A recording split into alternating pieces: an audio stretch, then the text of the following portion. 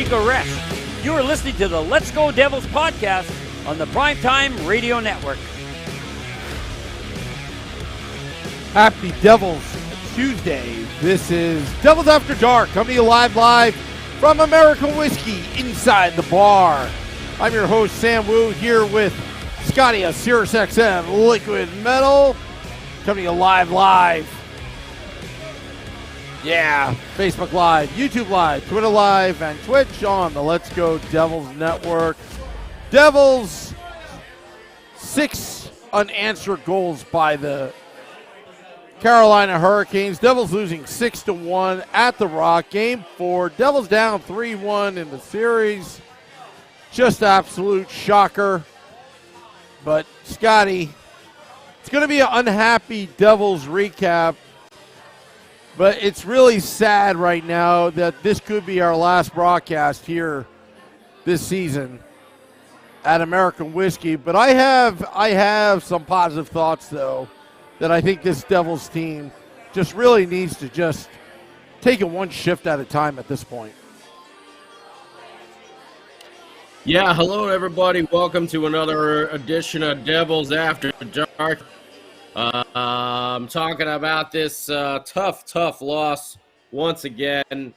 Devils don't really show up to the game. And, yeah, it was bad enough we had to deal with the ESPN announcing once again, but this one turned into a laugher pretty early on in this contest, unfortunately. And, yeah, a lot of people at American Whiskey drowning their sorrows at the bar with Peyton and Alejandra and the rest of the crew, so make sure you tip your bartenders over there at American Whiskey and take care of them. Hello to everyone on YouTube Live, Facebook Live, Twitter Live, and Twitch. Welp, the last line change wasn't going to help out today with the way the boys played. They looked a little gassed. They looked like they hit a little bit of a wall today, and that wall was named the Carolina Hurricanes, that's for sure. But Vanacek back in net might be something that's second-guessed. After he gave up 4 goals in the last game. Frederik Andersen obviously back in net for the Carolina Hurricanes. Devils going with 11-7 once again, having Jack Hughes in the lineup along with Brendan Smith. And this game actually started out really well. The BMW line came through, keeping the Canes pinned into the zone. McLeod was like a one-man cycling machine there in the beginning of the game, and he had a really good feeling. The crowd was into it. Everyone was pumped up, ready to rock. And then the Devils struck not too far into the first period, 1:55 into the first, actually. A bad turnover by Brett, don't call me Joe Pesci, trying to pass out from behind the net right in the center of the ice, which apparently Devils, for some reason took a lesson to for the rest of the game and was trying to do the same thing. But that's neither here nor there. Pesci right in the center of the ice. It was picked off by our boy Timo Meier.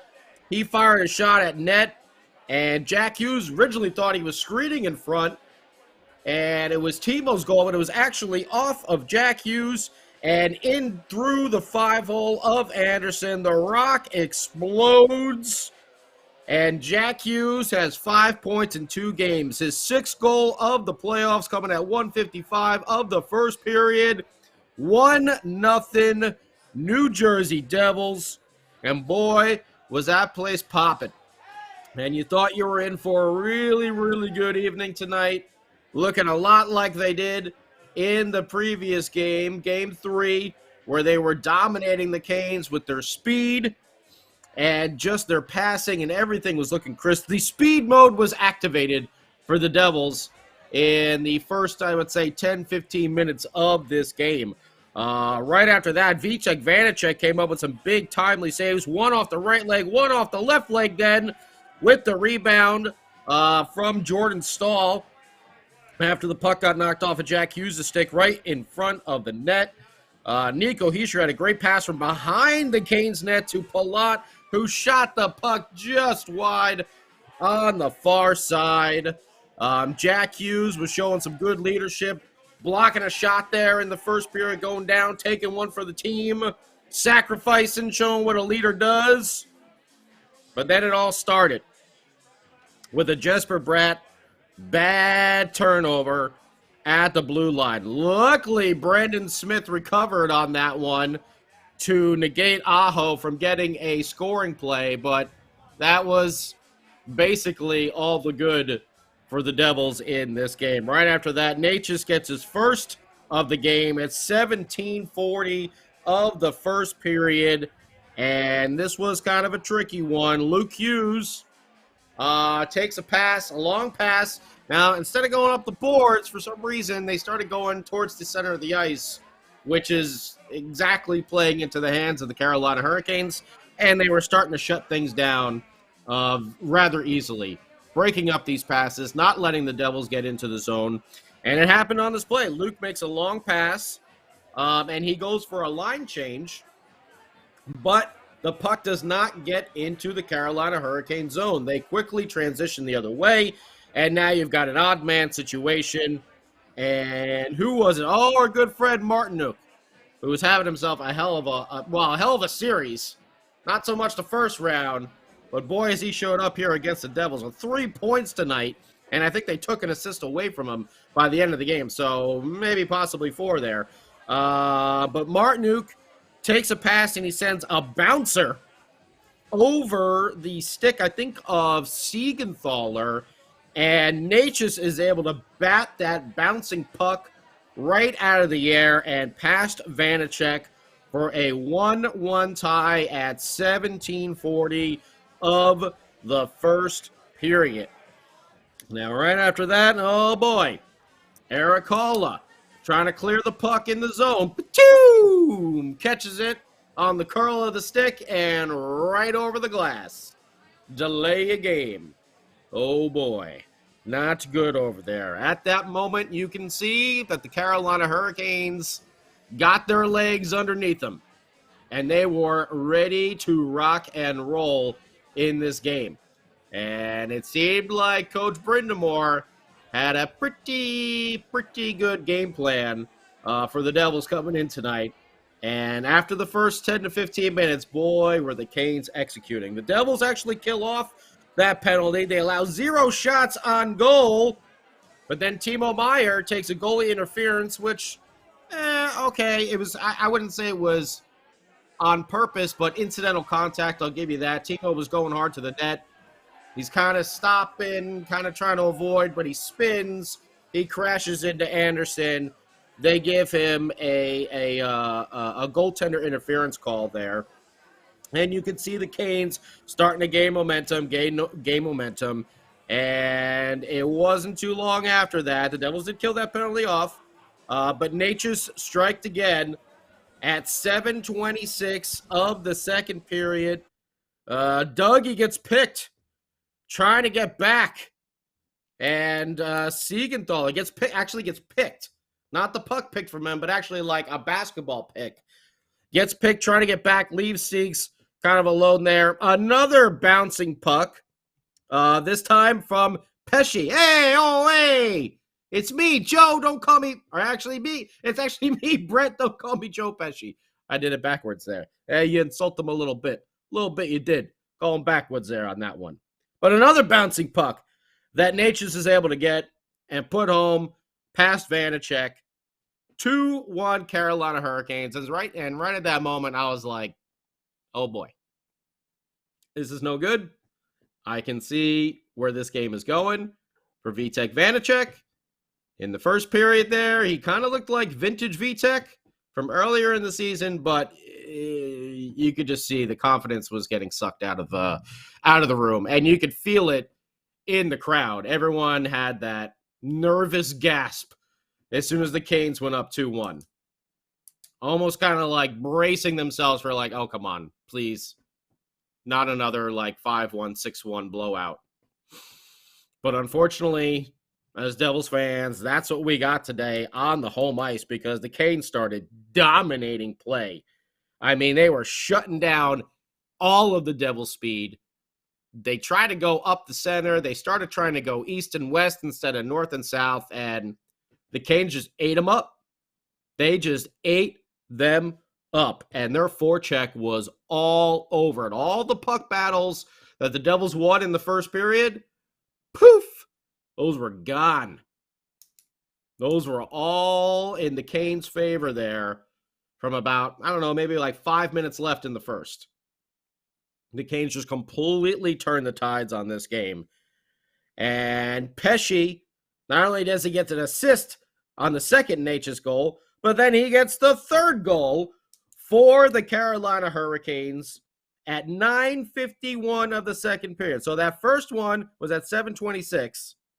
Technically goal number 2. First one of the second period, which we all know is the Devils' period. At 9:51, Pesce gets his second of the playoff, fires a shot, clanks in off the post, big rocket of a shot over there. Nice feed from, who was it? It was Drury coming from behind the net. Feeds him out in front. 3-1 Canes. I'm like, Lindy, what are you waiting for? Pull Vanacek now before this game gets out of hand. I am of the one that thought that Schmid should have been starting. I figured they were going to go with Vanacek just because the Devils won last game, but he let up 4 goals. Vanacek has not let up at least 4 goals in every game that he started in the playoffs. That's not good. That is not good. Goaltending doing us in. 3-1 Canes, and then at 11:07. So what is this? A minute and change later, Jesper Fast gets a goal. Scotty, I just brought our good friend Randy McKay to Devils After Dark. Say hello to Scotty. Hi, Scotty. He's out in LA. Doing? Hey, Randy, how you doing, man? Nice to meet you. How's it going? Good. Hey, I agree 100%. You can ask my wife about the goalie. I would have started Schmidt today knowing he probably wasn't going to, but I called that after. As soon as they won Game 3, I said I'd go back to Schmidt. I said the same thing, He's too. bigger, he's calm. Vanacek had a great year, but Schmidt just seemed like the real deal. And it wasn't his fault they lost the first 2 games. So. Agreed, 100%. And, I think that, I don't know what you think by watching these games, but I felt the Devils had a better confidence with Akira Schmidt in net. And I don't know if that's just his personality of being so calm and collective there in the net, but I just felt like the Devils played with a much better confidence with Akira Schmidt in net when he was there. What's your take on that? A little bit I watch. I don't watch regular season hockey. I tune in once in a blue moon to watch a few periods, but playoff hockey I watch every night. And it's not Vanacek's fault. If you look, the turnovers. Have you talked about the turnovers yet? Mm-hmm. The Devils had I was just about to get to that. Yeah. 26 turnovers to Carolina's 2. So you can't blame the goalie. I just personally going to start the other guy. Shots were even, but 26. This isn't like 10-2. It's 26-2. That's bad. Yeah, I actually had that right here at my notes after these goals. The Devils, by the end of the second period, had 19 turnovers. 19 turnovers in 2 periods. Yeah. I mean, you can't win that way. Yeah, I only have 2 more minutes. I'm waiting for an Uber here. And I just got told 2 minutes. But what was I going to get to with that? We're talking about goals and scoring. Oh, another thing, too. I thought when they scored the first goal, it was going to be a great night. That young team plays better with the lead. As soon as they lose, they open up like they need to score in the next minute. And then they open up and they start taking chances, and that's where you get the turnovers. It's just, they just got to learn to be poised. You score 1 goal every 20 to 30 shifts. You score 1 point something a period, which means every 30 shifts you're scoring 1 goal. You don't have to do the next 2 shifts. You just relax, take your time. Don't have to change your game. And that's what they got to learn. And Randy, what do you think? And we're talking here with Devils legend Randy McKay on Devils After Dark. And, you know, this is a team now that's backed up against the wall, you know, down 3-1 in a series. You know, what can a young team do to try and spring themselves forward in a series like this and try to at least pick up a W and keep this series going? Well, it's going to be a tough battle, but they just got to remember, they got to play, like I said, you only score one goal every 20, 30 shifts. They got to make sure those other shifts, they're playing smart deep, and they're not taking chances, and they're not, I mean, they are a young, fast, aggressive team as opposed to offense. But they got to relax on their gambling. You know, they just got to slow their gambling down, and then they should be good. And I have to go, so I apologize. Nice meeting you. Okay? Nice meeting you, Randy. You're welcome. Right. Bye, guys. Thank you so much. Thank you so We much, really appreciate Randy. you stopping by. Randy McKay. All right. Randy McKay stopping by real Stopping quick by. there on the show. Woo! Man, that's one of my Devils idols from back when I was a kid, when I first started watching. Oh, man, I used to love the old crash line. McKay, Peluso, Polik. Wow. Man, what an excellent time having Hey, Randy you know McKay what? on here real quick to get some quick insight into this game. It was that pink shirt he was wearing. I'm like, look, I was like, there's only one guy that I saw today wearing a pink shirt. That was Randy McKay. I look again. It was him. He was waiting for an Uber inside here at American I'm Whiskey. Yeah. But yeah, very, very appreciative of Randy McKay coming in for a short time, Scotty. Former Stanley Cup champion Randy McKay coming in to spend a little time with us here on Devils After Dark as we're going through this game. Game 4, Devils loss here on the home ice. So we're in the midst of this Carolina scoring spree here in the second period. We just had Pesce fire one in that clanks off the net. Then after that, you know, Jesper Fast, Dougie, and Siegenthaler ended up on the Carolina, what was that, their 5th goal? Yes, right? 1, 2, 3, 4. On their 4th goal, Jesper Fast scoring. Dougie and Siegenthaler end up on the same side of the net. And Dougie's actually behind the goal line, leaving a wide open far side of the ice for Jesper Fast to move in. He puts a backhand move on Vitek Vanacek and goes right around them. 4-1 Carolina Hurricanes. That's at 11:07 of the second. So just to recap, Carolina Hurricanes go up 2-1 at 7:26, 3-1 at 9:51, 4-1 at 11:07, and then not long after that at 12:46, Brett Burns puts a shot from the point that goes through the 5-hole of Vitek Vanacek. 4 goals in 5 minutes and 20 seconds in the second period. Vitek lets up 5 on 17 total shots. Wow. Wow. And the Devils, as soon as the Canes started to play well, stopped getting shots. And as Randy was talking about, and I was going to get to it because it's right here on my notes. Look at that. You see that? You see that 9? Yeah, that 1-9 right there. It's highlighted. 19 giveaways in the second period, by the time the end of the second period. 19. And Randy was right. The total was 26-2 in the game. Is all of that on Vanacek? No. Could he have definitely made a couple more stops? Yes. Should Lindy maybe have had an earlier hook? I guess he was trying to give him the benefit of the doubt, but at the same time, he let up 4 the last game. And I know some of those were shorthanded, and there were some defensive breakdowns. But let's face it, you know, like, Vitek Vanacek has struggled in the last 2 months. It's been a little bit worse than it's been good in the last, counting the regular season and the playoffs. Can you put it all on him? No. But We're not seeing those timely saves that we were through maybe like the first three, 2/3 of the season, where he was coming up big and bailing the team out. We weren't seeing that.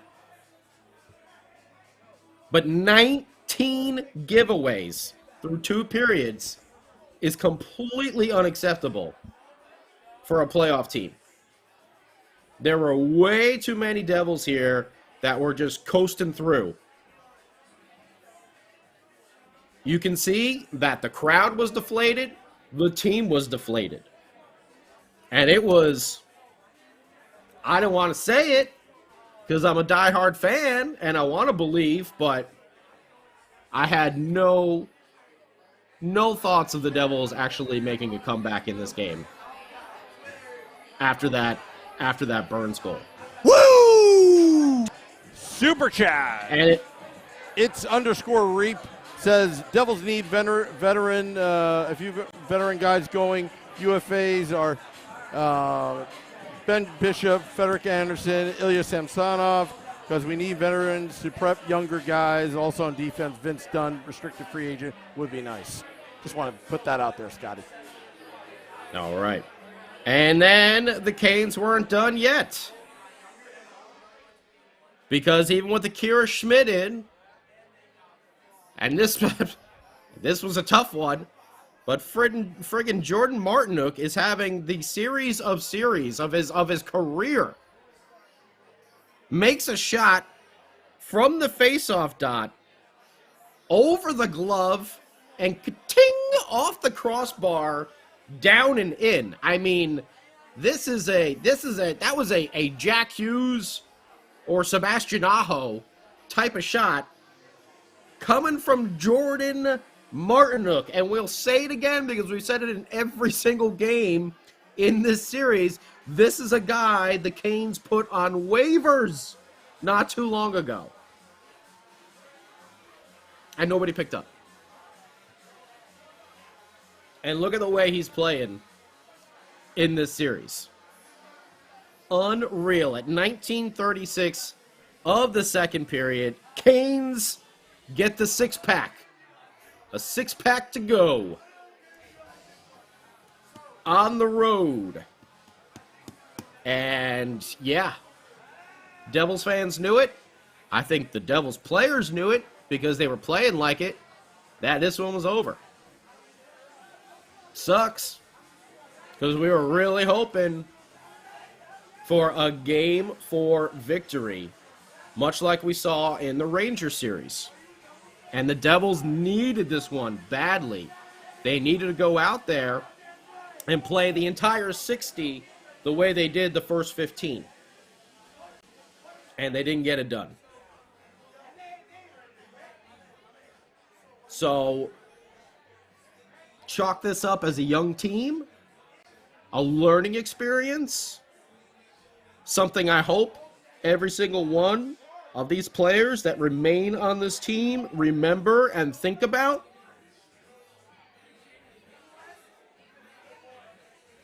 And this goaltending that we were so happy with throughout the regular season has become the ultimate question mark here in the second round of the playoffs. The Devils, right? Has it been every game that they've pulled their goaltender? Or no, they didn't. Not the last one. 3 of the 4 games they have pulled their goaltender. I don't even know how many, and it's got to be the first 2, right, of the Ranger series that they pulled Vanacek. Was that 5? And they pulled, didn't they pull, no, they didn't pull, no, did they? I can't even remember now. Whatever, it's way too many games in the playoffs to have your goaltender being pulled. It's something that Tom Fitzgerald is going to have to look into in the offseason and try to figure out. I don't know what they're going to do in the next game. I would think they go back to Akira Schmid. Does Blackwood get a start? I don't know. He got pulled in his last game as well of the regular season. But right now, Vitek Vanacek looks gassed. I don't know if he's hurt. If we're going to find out that he needs some sort of surgery, like the day after the season ends or something like that. But he definitely does not look like the same goaltender from the first 2/3 of the season. And we saw this happening over the last month of the regular season. The defense, giving up some bad opportunities. You got guys sleepwalking out there. And again, you're playing right into the hands of the Carolina Hurricanes. Trying to go east to west through the neutral zone, and they are going to swallow you up, which is exactly what they did, because Rod Brindamore is going to have that team ready to play every single game. And don't forget, even though the Devils put an 8 spot up last game, Carolina Hurricanes still put 4 on the board. 3 of them shorthanded. It's not like they were blown out 8-1. It was 8-4, and there were a couple moments there in the last game, too, where you're like,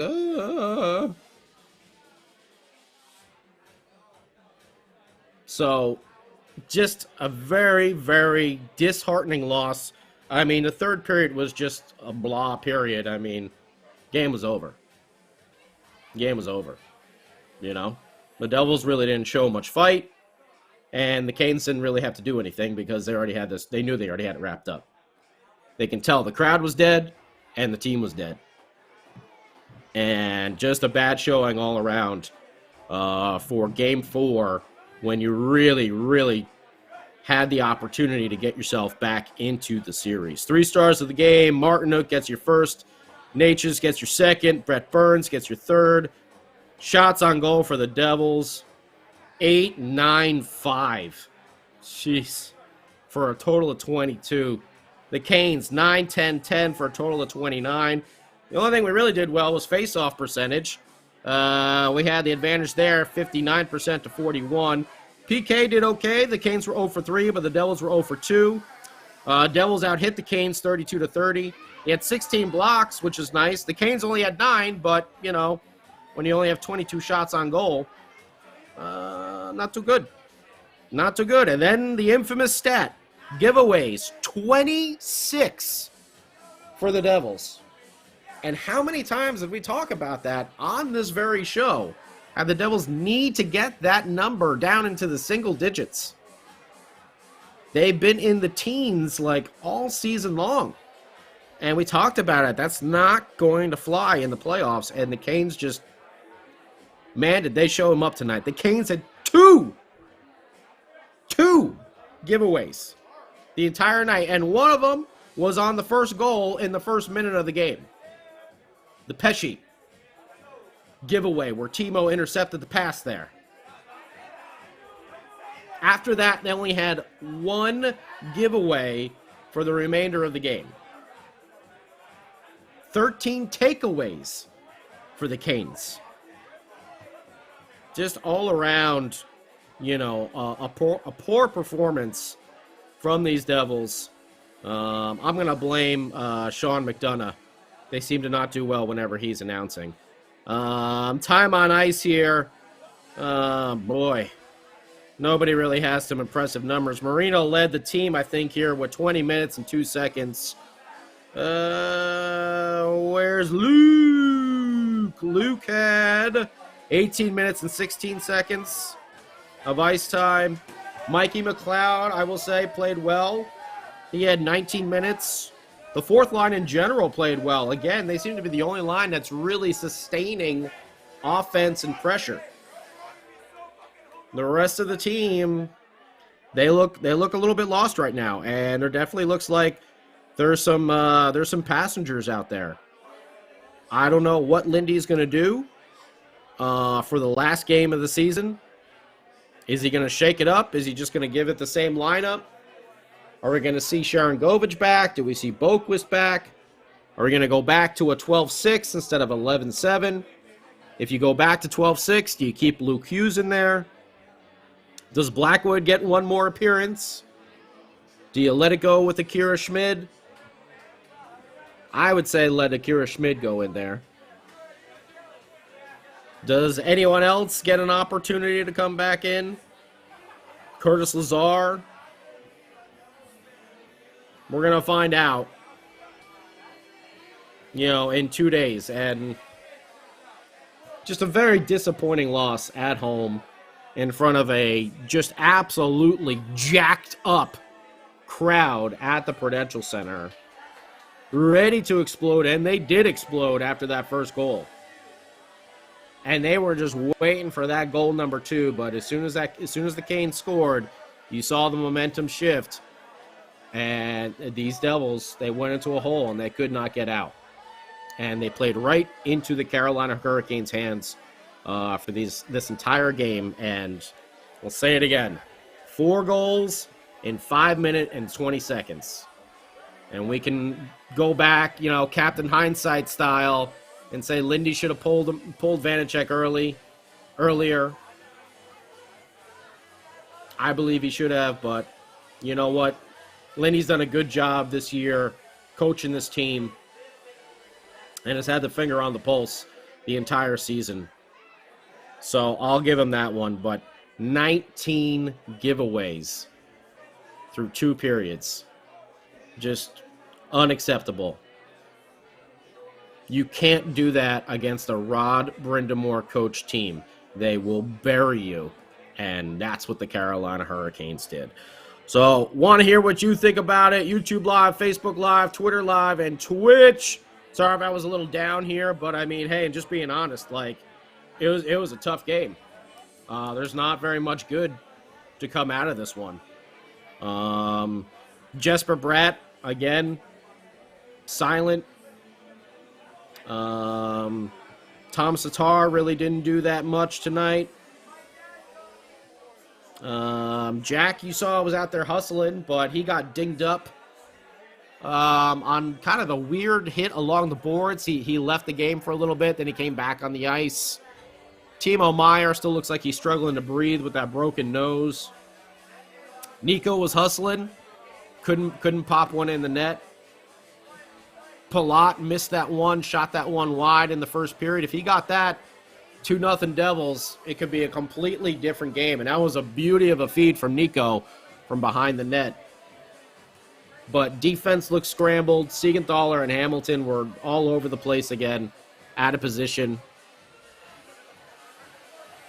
Not good. Ryan Graves not being there was definitely a big loss. So, let's hear what you think. YouTube Live, Facebook Live, Twitter Live, Twitch. We'll turn it over to the king of the football calls right now, Sam Wu, and see what he has to say about this game. Yeah, I was actually talking to Randy before he came on, Scott. How did you like that surprise, huh? Very nice, very nice. Did you get a station ID? No, I'm kidding around. Just kidding around. Just joking around with you, Scotty. So I was talking to Randy McKay beforehand, and we talked about when the Devils were down 3-1 against the Flyers in 2000, what it took to actually win a series down 3-1. In his opinion, he's like 3 wins in a row against Carolina. Like, Carolina's good, and it's highly unlikely, but. Let's break down the scenarios, how the Devils can come back in this series. Now they're down 3-1. They go to Carolina on Thursday. I agree with Randy. I would have went with Schmid for Game 4. I thought it was a sure thing it would be Schmid for Game 4. Reason why? Vanacek is a much better goaltender when he's got a lot of rest. And I think he's gassed a little bit. Possibly an injury, who knows? We usually find out about any of this stuff after the season's over, like what you said, Scotty. But Game 5, they got to take it 1 period at a time, 1 shift at a time. And it's what the only good thing the ESPN announcers said, I think it was Ray Ferraro that said they were just trying to do too much too soon when they were down. Like the home run passes, and then that's where they got all the giveaways and turnovers, because I don't know if they panicked, but they wanted to respond, but they didn't let they didn't let, is what I think Ray Ferraro said. They didn't let the game come to them. They were chasing it the entire time. Luke Hughes, I'm not going to harp on him. He's obviously talented, but this is a different animal for somebody that is coming out of college, and his fourth professional game is Game 4 against the Carolina Hurricanes. It's tough. The Carolina Hurricanes adjusted a bit, took advantage of some of his mistakes. But again, those are the growing pains that you have with a team that's inexperienced, that's not supposed to be here. We've said it over and over again that they're ahead of schedule. But if they win Game 5, Scotty, and that Game 6 actually comes back to the Rock, it's certainly possible that they can win 2 in a row, with the Game 7 being a toss-up in Carolina, because anything can happen in Game 7. They have to win Game 5 first, and they have to do it in convincing fashion. I think the Devils have it in them. They've proven all season long that they can come back. But here's the problem. Carolina is a damn good team, and they are well prepared and well coached, and there's no room for error for Game 5. So Game 5 is going to be very interesting. But if the Devils can actually win convincingly in Game 5, like the way the Devils did against the Philadelphia Flyers, Game 5 in the Eastern Conference Finals in Philadelphia, to bring it back home. If anybody remember that Game 6, that Game 6 was a tight game. Eric Lindros comes back. It was a 1-0 or 2-1 game or something like that, or 2-0 game or whatever that was. But it was a tight game, and then they brought it back to Philadelphia. Even then, it took Patrick Elias with 2 minutes left, a minute and a half left, to score the game-winning goal in Philadelphia, no less, to win. So the roadmap is there, but again, it's like the chances are not likely. But I think this team has the makeup to kind of surprise us. So even though we kind of gave up on the game when it was 5-1, Scotty, I still haven't given up on the series yet. I still refuse to. I believe there will be a Saturday, at the very least. And I'm going to stick to that. That's my hunch. I'm going to stick to that. Well, they definitely can't play like they played today. No. You can't have a goaltender giving up that many goals on a consistent basis, and you can't have that many poor decisions with the puck and giveaways. They look like they hit a wall to me today. They came out and they played hard in the first 15 minutes of the game, and then they just kind of went to sleep. So they got to go. They can't even go game by game. They got to go shift by shift at this moment if they want any chance of getting back into this series.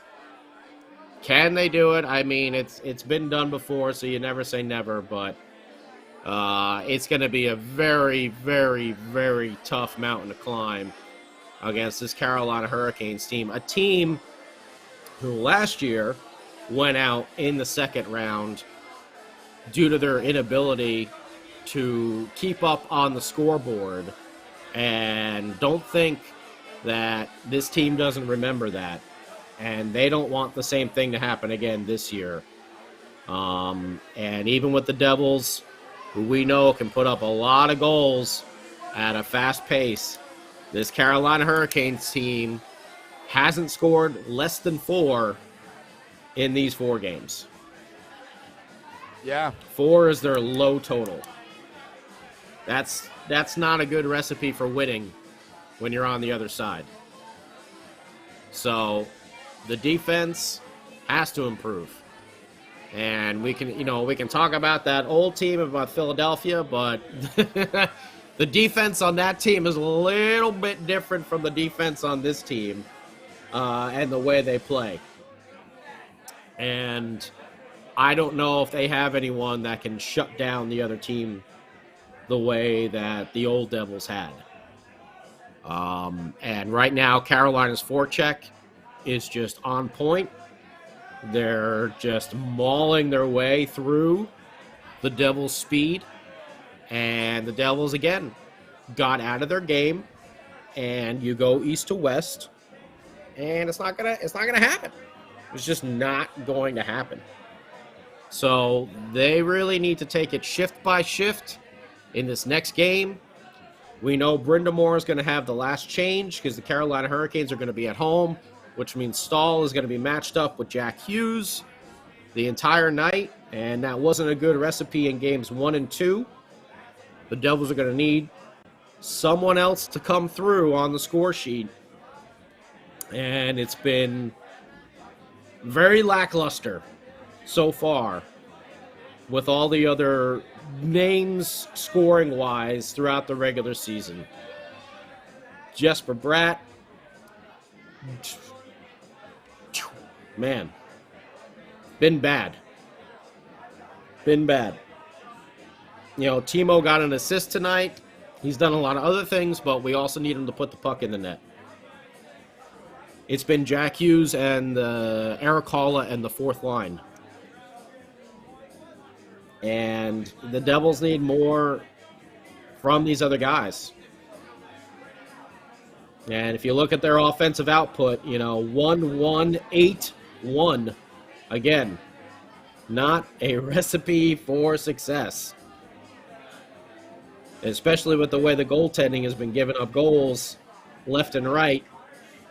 In 3 out of the 4 games, you only put up 1 goal. You're not winning many. You're not winning many. So I hope if it does go down the way I think it does, I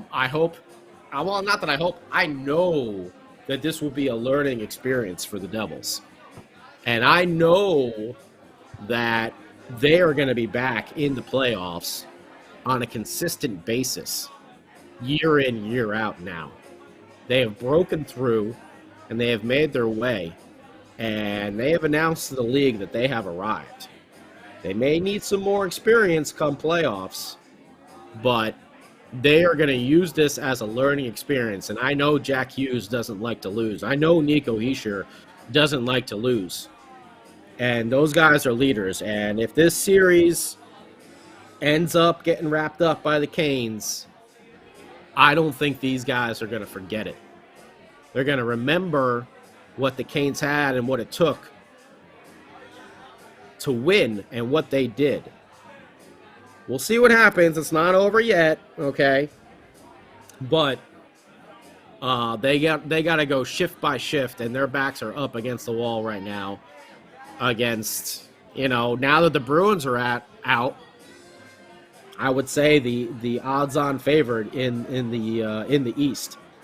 So it's a tough task for them to get through, and they kind of look a little gassed, which is understandable given this is probably the most hockey the majority of these guys have ever played in their careers in one season. So I get it, but the turnovers are just unacceptable. Unacceptable.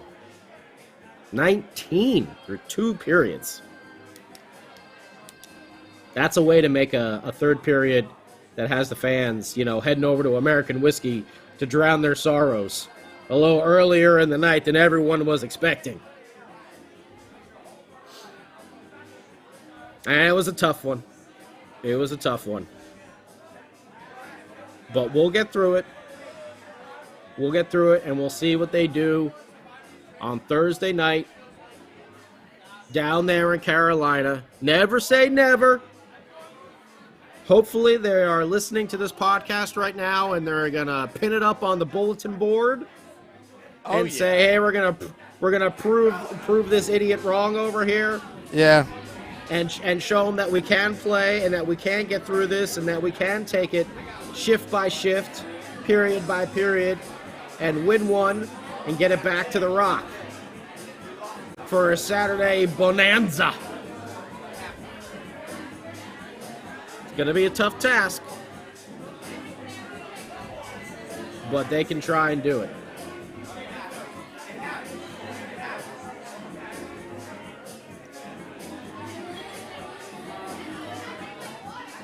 Sorry, Scotty. I went to a different camera angle by accident. That's all good. Yeah.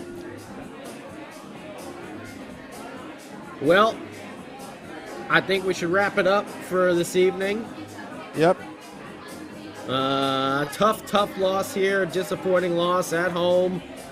Devils lose 6-1 to the Carolina Hurricanes. And you got to tip your hat to them. A damn good game played by them. Just top to bottom. They came out. They withstood the Devils' onslaught there in the first 10-15 minutes of the first period. And they were able to shift the game and their momentum. And boy, did they go with it. And they got some scoring from some guys you wouldn't expect. And, man, they just played really, really well.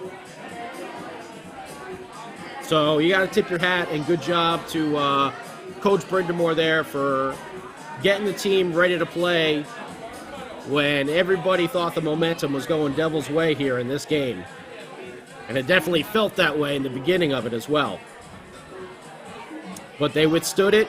He kept them straight, and they were able to pull off a decisive victory in this Game 4 to take a commanding 3-1 lead in the series, heading back to Carolina on Thursday night. Well, Scotty, I believe there will be a tomorrow. I believe that there will be a Saturday. But if not, I mean, it's kind of... we're getting to that point of the season that, this could be the, not knowing if this is the last time we're going to be here at American Whiskey. But it was a great pregame today, Scotty, with Chico and Randy McKay. And, again, a big thank you to both of them. And, again, Randy again for coming here on Devils After Dark on short moment's notice, just happened to bump into him. That was really cool. You never know who's going to be here at American Whiskey. And the fine folks there. I just want to also thank Molnar Roofing, Inc. for feeding the masses outside. He bought 8 pizzas, 8 Samwoo pizzas, and just giving out slices to Devils fans outside American Whiskey. The generosity is, it's duly noted. But want to thank all those tuning in. Mind you to tip your bartenders here at American Whiskey. Thank you to Peyton and Alejandra, Aaron, Jimmy, Frank the Tank, Casey, Kevin, everybody at American Whiskey. It's one big family here. And we've become as the podcast, we've become part of the American Whiskey family, Scotty. And it's a beautiful thing. If there's anything we got from this season, if this is the last game here, till next season, we've gotten a lot closer recently, especially the last few days. So anyway, want to thank all those also tuning in again on the Facebook Live, YouTube Live, Twitter Live as well. We got a game on Thursday. Hopefully we can bring it back here at The Rock. I think we will. And if we do, the big stage will be out Saturday night. Assuming that the game's Saturday night here outside of American Whiskey, 51 Edison Place, across the street from Prudential Center. All right, getting out of here. Safe trip home, everybody. Till next time, let's go Devils.